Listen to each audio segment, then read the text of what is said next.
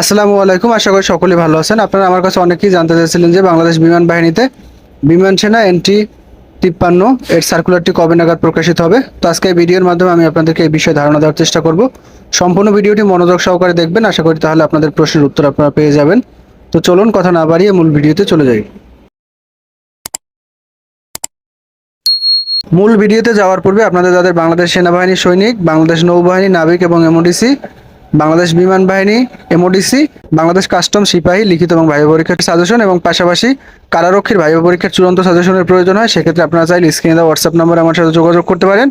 লিখিত পরীক্ষার সাজেশনের পিডিএফ কপির মূল্য 50 টাকা এবং ভাইবা পরীক্ষার সাজেশনের পিডিএফ কপির মূল্য 50 টাকা। তো আপনাদের যাদের প্রয়োজন বিকাশ, নগদ অথবা রকেটে সেন্ড মানি করে সাজেশনের পিডিএফ কপিটি হোয়াটসঅ্যাপের মাধ্যমে সংগ্রহ করতে পারেন। তো আপনাদের সার্কুলারটি কবে নাগাদ প্রকাশিত হবে এটা বলার পূর্বে আমি আপনাদেরকে একটু বলবো যে বিমান বাহিনীতে বিমান সেনা যে পদগুলো আছে সেই পদে আবেদন করার জন্য আপনাদের কি কি যোগ্যতার প্রয়োজন হবে। এখানে যেমন টেকনিক্যাল ট্রেড আছে, পুরুষ এবং মহিলা উভয় প্রার্থীরা আবেদন করতে পারবেন। এখানে আপনাদের শিক্ষাগত যোগ্যতা থাকতে হবে, বিজ্ঞান বিভাগ থেকে এসএসসি পাস করতে হবে এবং জিপিএ থাকতে হবে 3.50। এরপর হলো নন টেকনিক্যাল পুরুষ, এখানে যে কোনো শাখা থেকে আপনি পাস করলে হবে, আপনার জিপিএ থাকতে হবে 3.50।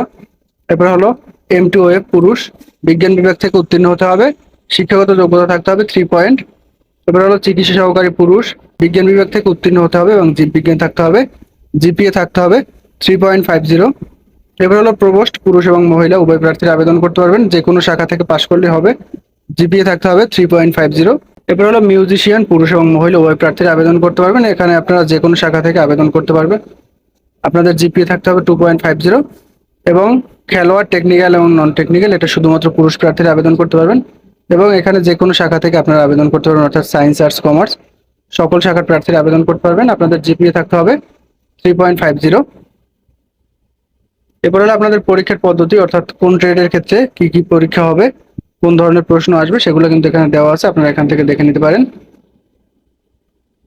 এবং প্রার্থীর বয়স সকল ট্রেডের ক্ষেত্রে 16 থেকে 21 বছরের মধ্যে থাকতে হবে এবং MTOF ট্রেডের প্রার্থীদের ক্ষেত্রে বয়স সর্বোচ্চ 24 বছরের মধ্যে থাকতে হবে।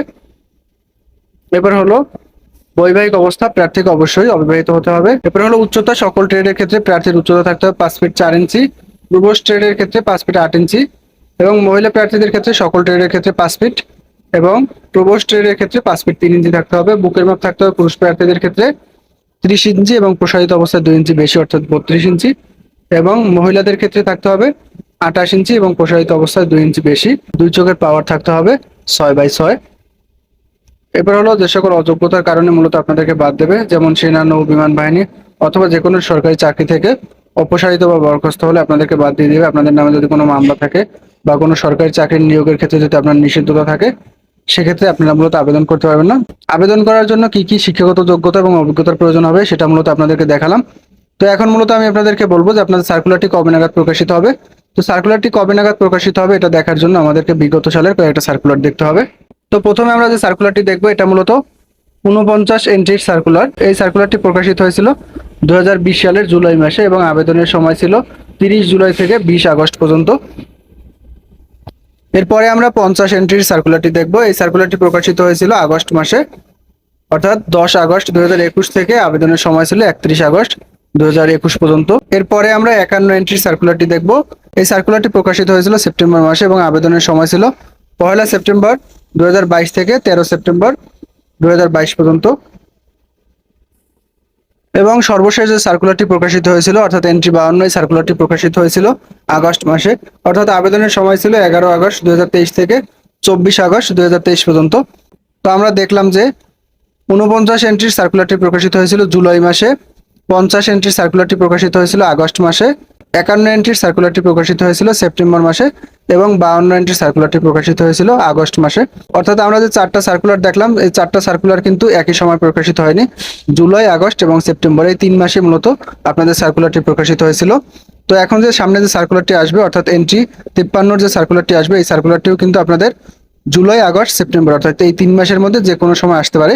নির্দিষ্টভাবে বলা কিন্তু সম্ভব না যে কোন মাসে আসবে, অর্থাৎ 3 মাস জুলাই, আগস্ট এবং সেপ্টেম্বর এই 3 মাসের মধ্যে যে কোনো সময় মূলত আপনাদের সার্কুলারটি চলে আসবে। তো আপনাদের হাতে খুব সময় কম আছে, এখন থেকে আপনারা ভালোভাবে প্রস্তুতি গ্রহণ করুন। তো আশা করি এই বিষয়গুলো আপনারা বুঝতে পারছেন। এই সংক্রান্ত বর্ণ যে কোনো প্রকার প্রশ্ন থাকলে কমেন্টের মাধ্যমে অথবা হোয়াটসঅ্যাপের মাধ্যমে আমার সাথে সরাসরি যোগাযোগ করতে পারেন। ধন্যবাদ সকলকে।